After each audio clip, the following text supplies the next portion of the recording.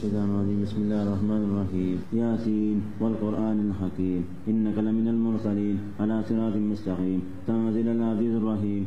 احمد اللہ پیدا ہوا تو اس کی حرکات و سکنات عام بچوں کی سی تھی، لیکن جوں وقت گزرتا گیا ماں باپ کو تشویش ہوئی کہ ان کا بچہ بولتا کیوں نہیں۔ ڈاکٹرز نے زبان میں لکنت کا کہہ کر مہنگا علاج تجویز کیا جو احمد اللہ کے والد کی استطاعت سے باہر تھا۔ بل زين للذين كفروا مكرهم وصدوا عن السبيل ومن يضلل الله فما له من هاد۔ عمر زیادہ ہوئی تو بیٹے کی خاموشی سے پریشان باپ نے اسے اسکول میں داخل کرایا، لیکن احمد اللہ پھر بھی کچھ نہ بول پایا۔ 12 سال کی عمر میں احمد اللہ کو واہ کینٹ کے ایک مدرسے میں داخل کروایا گیا، جہاں 3 سال کی محنت سے قاری صاحب نے اسے نورانی قاعدہ مکمل کروایا، لیکن مزید 1.5 سال میں اس نے پورا قرآن پاک حفظ کر لیا۔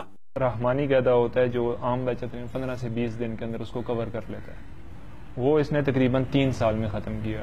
اس کے بعد اس نے چھوٹا سا ہوتا تھا اس وقت، یہ تقریباً ابھی 2 سال پہلے کی بات ہے، اس نے پورا حفظ قرآن کر لیا۔ قرآنی آیات کے علاوہ احمد اللہ اور کچھ نہیں پڑھ سکتا۔ حیران کن طور پر اگر عربی زبان کی کوئی کتاب بھی اس کے سامنے رکھ دی جائے تو صرف وہی الفاظ زبان سے ادا کر پاتا ہے جو قرآن میں موجود ہیں۔